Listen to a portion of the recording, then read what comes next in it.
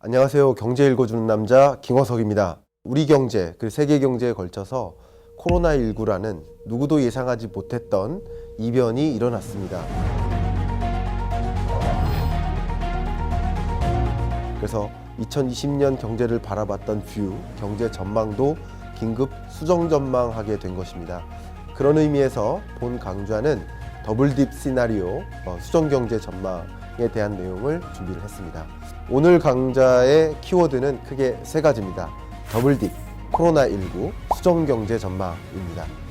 더블딥이라는 용어는 경제가 움푹 패였다가 회복되는가 싶더니 다시 움푹 패이는 모습을 더블딥이라고 합니다. 두 번 움푹 가라앉는다. 어떻게 더블딥이 펼쳐질지 시나리오를 여러분께 설명드리는 자리를 갖도록 하겠습니다. 두 번째 주제는 바로 코로나19입니다. 과거 흑사병, 사스 사태, 메르스 사태, 그때보다 더 심각한 이슈가 되고 있는데요. 이것이 어떻게 우리 경제에 영향을 주는지를 정확히 들여다보는 시간을 가져보도록 하겠습니다. 세 번째 키워드는 수정 경제 전망입니다.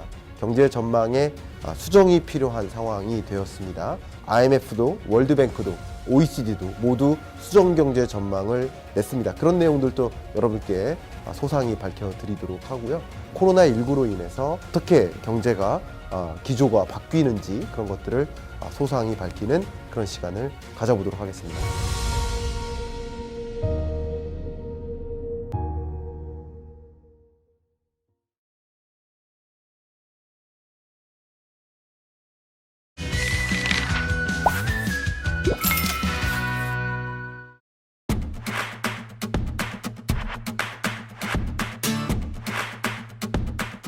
안녕하세요. 전국에 계신 경할문 여러분, 경제 읽어주는 남자 김광석입니다. 반갑습니다.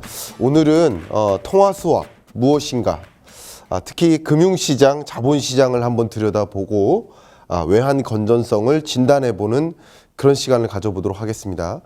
지난주에 통화 수업, 한미 간의 통화 수업이 체결되었는데 정확히 이게 무엇이냐, 이게 발생하면 어떤 일이 벌어지느냐, 그 효과가 무엇이느냐, 이런 여러 가지 질문들을 많이 해주셨는데 여러분께 전해드리는 그런 내용이라고 볼 수 있겠습니다. 한번 정리해 보도록 하겠습니다.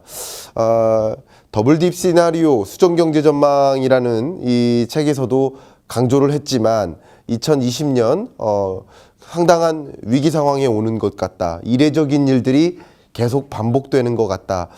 그런 의미에서 또 엊그저께 썼던 제 칼럼의 주제가 이례적 경제입니다. 이례적인 금융시장의 일들이 계속 발생하고 또 이례적인 정책, 경기 부양책들이 계속 발표되고 있습니다. 무제한 양적 완화까지 발표를 한 상황이죠. 그런 관점에서 이례적 경제 어떤 식으로 펼쳐야 되는지, 2008년 금융위기를 재현하는 상황인 것인지 라는 그 질문에 대한 답변을 먼저 드려보도록 하겠습니다. 먼저 이례적 금융시장, 주식시장이 엄청나게 요동치고 있죠. 제가 지난주, 지지난주 수차례 말씀드렸던 것처럼 계속 급등락을 반복할 것이다 라고 말씀드렸고 빅스 지수에 대해서 살짝 거론을 했었습니다.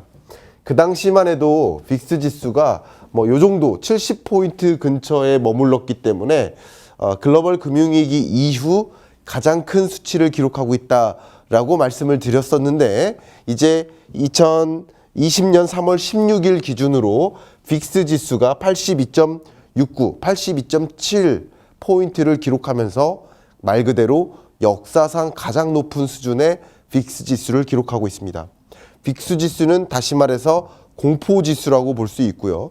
공포 지수를 다시 좀 쉽게 표현해 본다면 향후에 장세가, 주식시장이 급등락을 이만큼이나 반복할 것이다.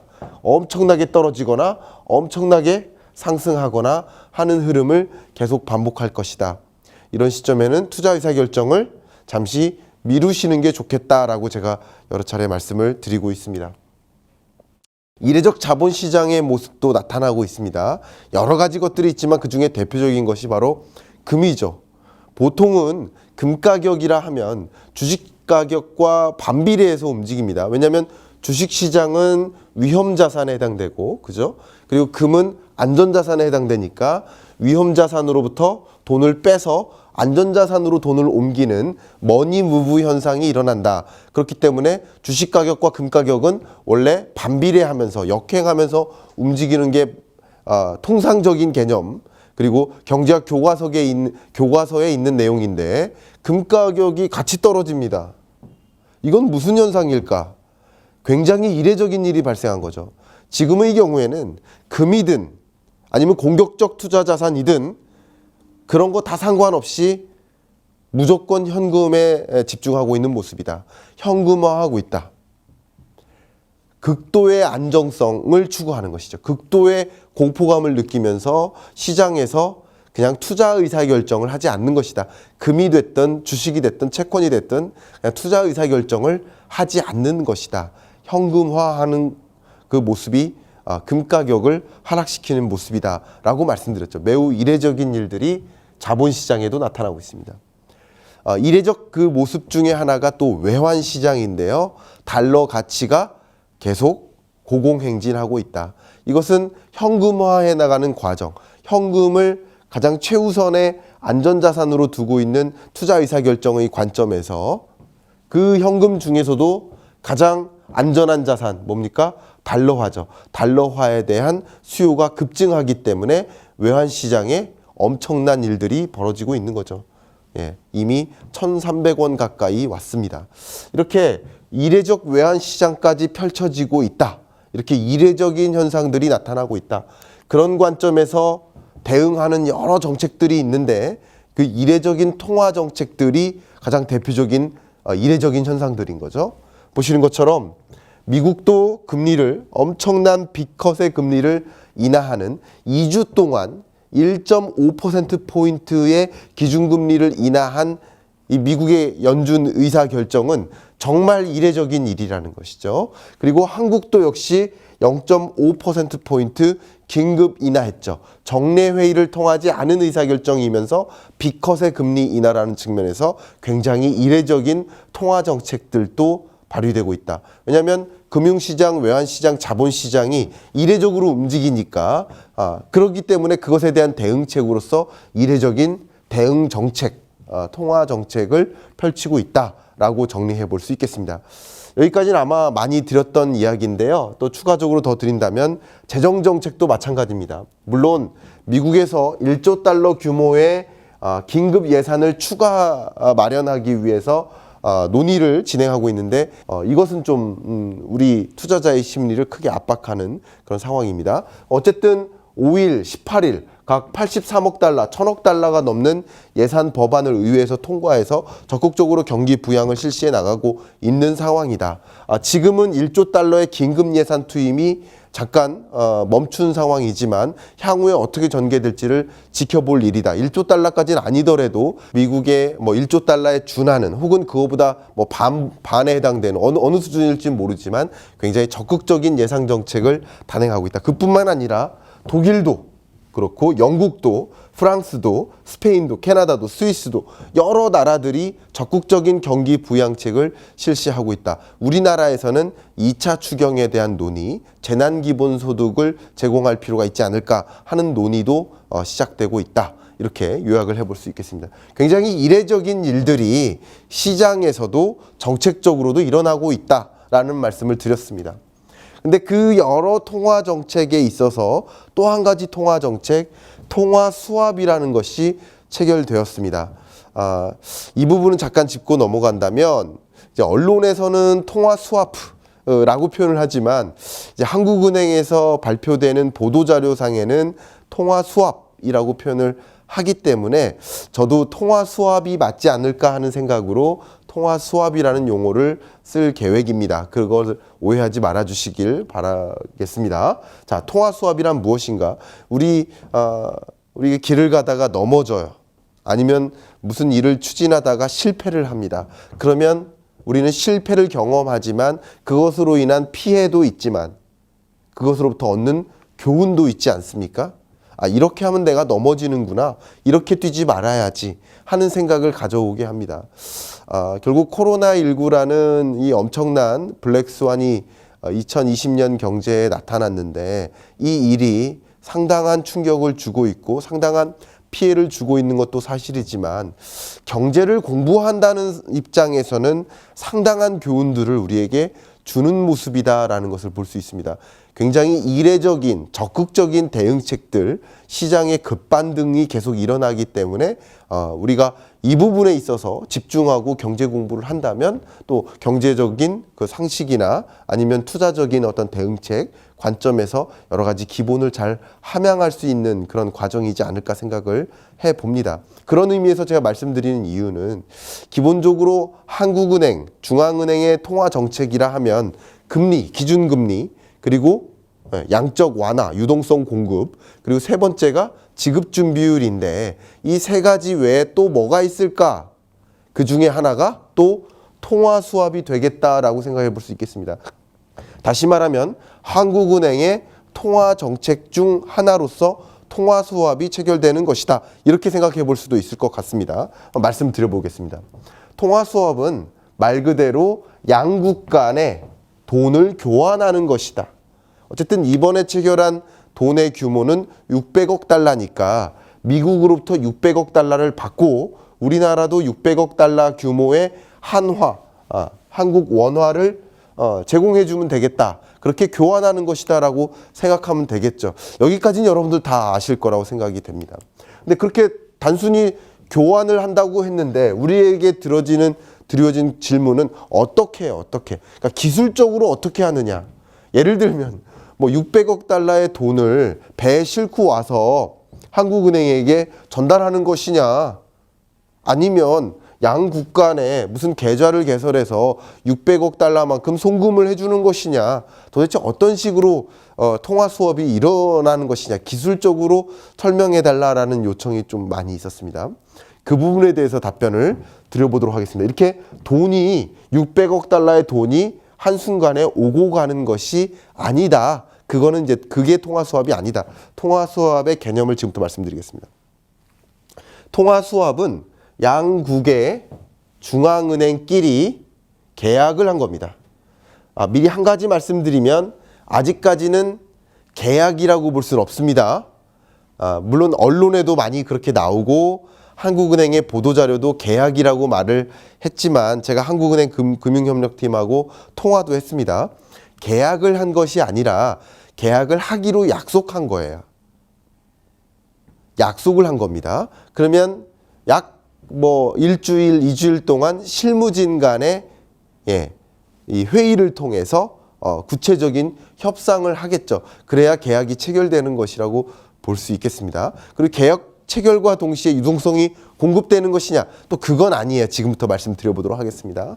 자, 먼저 한국은행과 미 연준이 각각의 계좌를 개설해요. 여기서의 계좌는 여러분 상식적으로 말씀드리면 마이너스 통장을 만든다. 이렇게 생각하시면 좋겠습니다.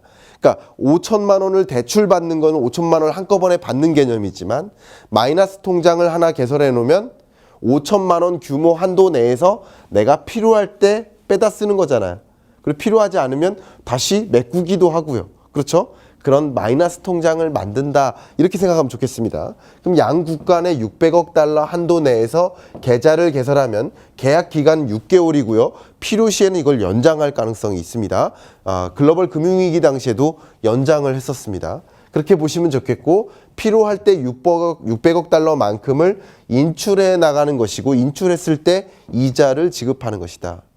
정해져 있는 적정 환율에 근거해서 달러화를 가져오는 것이다. 이렇게 생각하시면 되겠습니다.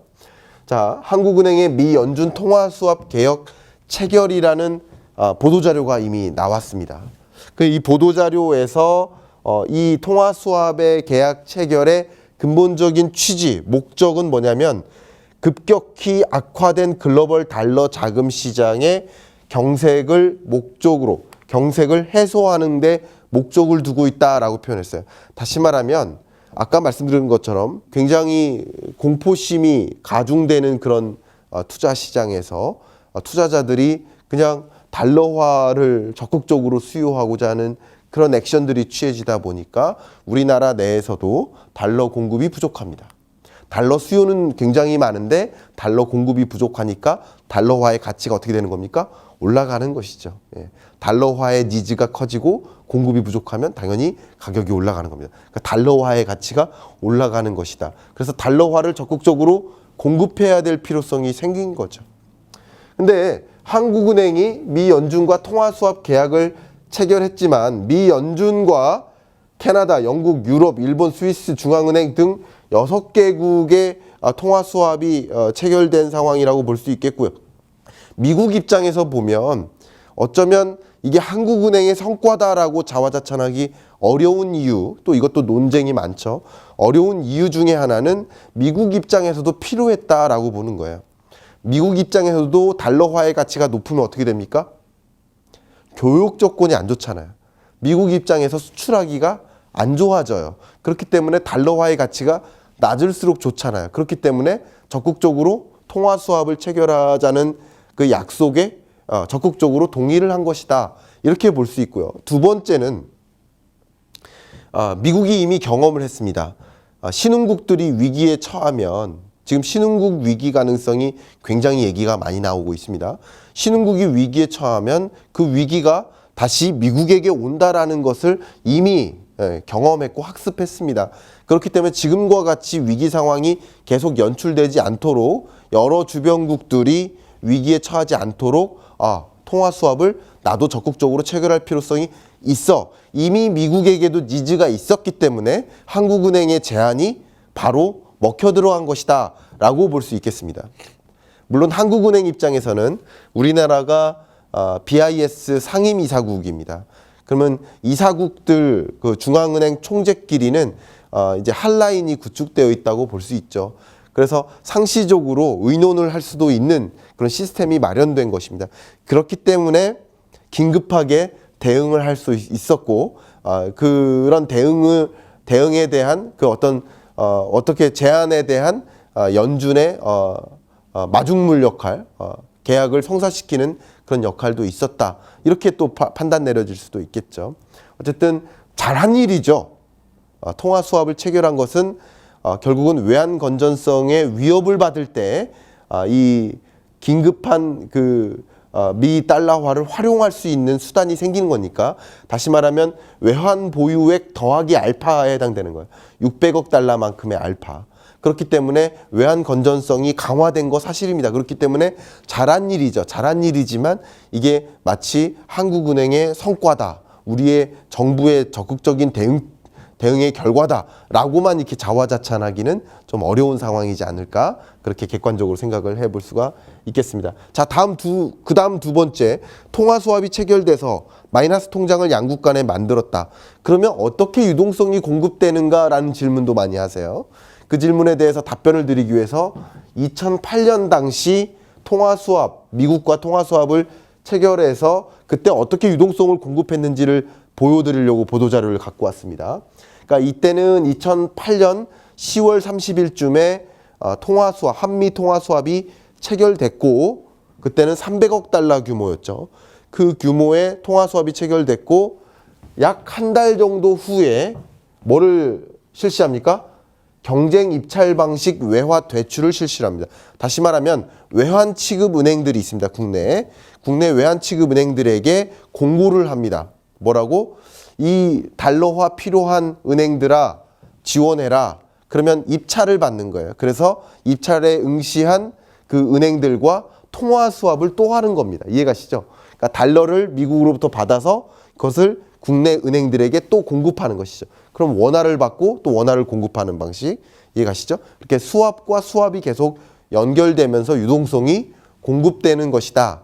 결국 우리나라도 지금 달러화가 다시 제자리에 돌아왔다가 달러화 가치가 다시 이제 급등했던 일이 있었죠. 그렇게 된 이유 중에 하나는 또 통화 수합이 체결된 건 아니다. 그리고 실제 유동성이 공급되려면 시간이 걸린다.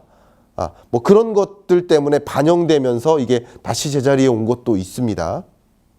물론 통화 수합 체결과 동시에 달러화 가치가 일시적으로 급락하긴 했지만 이건 일시적인 일이고 한국은행의 의견에 따르면 공시효과라고 볼 수 있겠습니다. 통화 수합 체결했다라는 식으로 이제 언론에 공포를 하니까 그것에 따른 투자자의 심리에 작용을 하면서 달러화 가치가 조금 안정세를 찾은 모습이었다. 이렇게 해석할 수도 있겠죠. 우리나라가 그러면 통화 수합을 체결한 그 현황을 좀 보면 좋겠는데요. 통화 수합은 우리나라가 그냥 미국하고만 맺은 게 아니라 이렇게 여러 양자 간의 통화 수합들을 체결해 오고 있는 상황이고요. 일본과도 통화 수합을 체결한 적이 있었지만 이제 지금은 이제 연장되지 않고 그 계약 만기일이 있습니다. 그 만기일에 맞춰서 더 연장하지 않은 상태다라고 말씀드릴 수 있고요. 추가적으로 우리가 궁금해하는 게 CMIM이라고 해서 다자간 통화 수합이 있습니다. 아세안 10 국가 더하기 3개. 그래서 13개 국가 간의 다자간 이 통화 수합을 체결한 것도 있습니다. 이렇게 보면 통화 수합의 규모가 상당히 많죠. 이렇게 다 더하면 됩니다. 자, 이제 마지막으로 외환 건전성에 대한 진단, 논의가 좀 많이 일어나고 있는데 이 부분에 대해서도 여러분께 좀 알기 쉽게 좀 설명을 드려보도록 하겠습니다.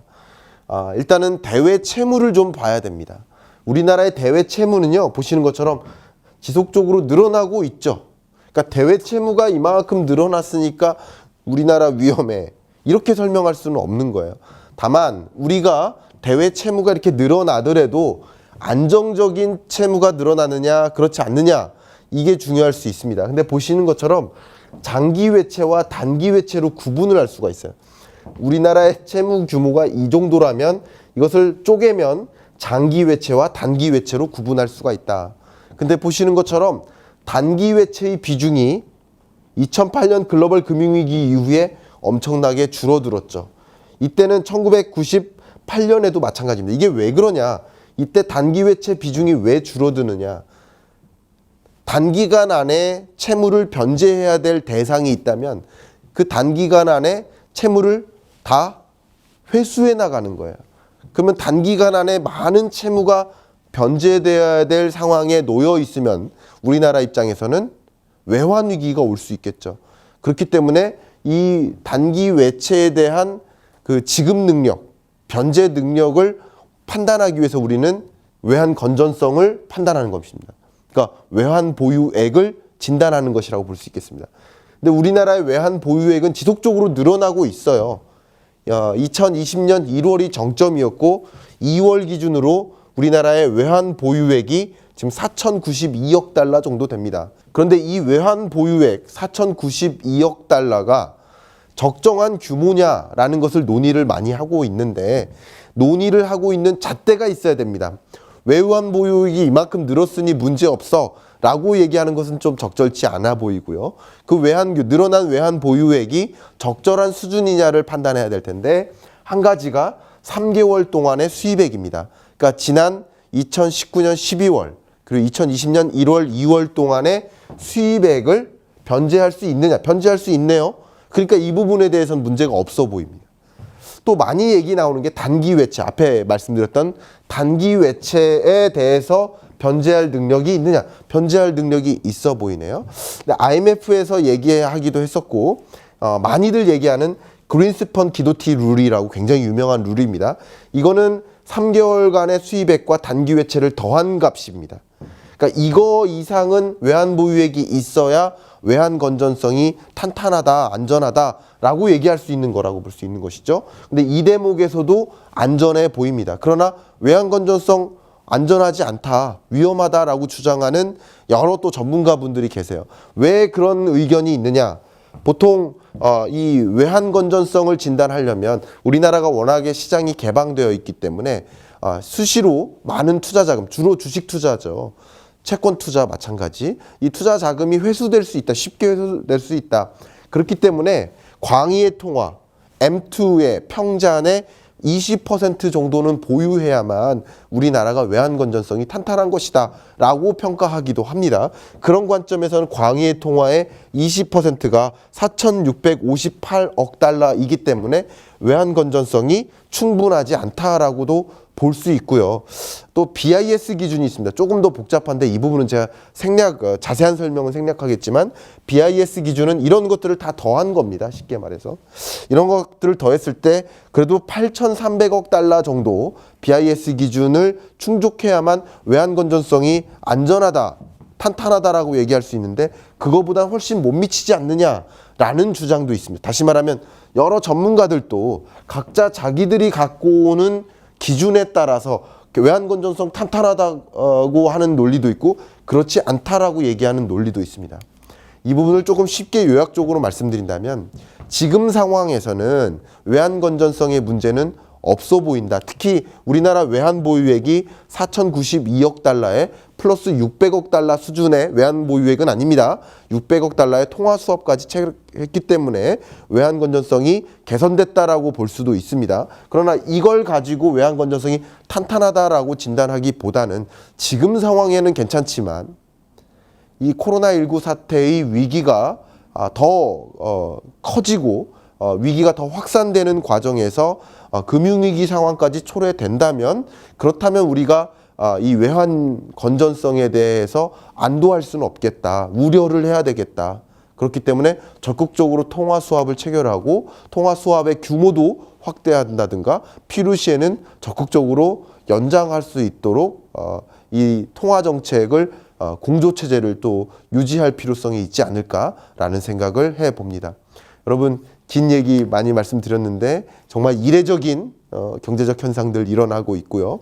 통화 수합과 같은 이례적인 이 통화 정책도 발휘되고 있습니다. 그런 관점에서 이런 경제를 잘 지켜보시면서 뭐 투자 의사 결정이든 아니면 경제에 대한 기본적인 학습이든 여러분 이런 여러 가지 좀 위기 상황에 또 배울 점들도 많이 있다라고 생각이 되고 이런 부분들을 좀 유심히 지켜보면서 이 코로나19 사태에 또 적절히 대응해 나갈 필요가 있지 않을까 이렇게 의견 드리면서 이번 주 경제 읽어주는 남자 마무리하겠습니다. 감사합니다.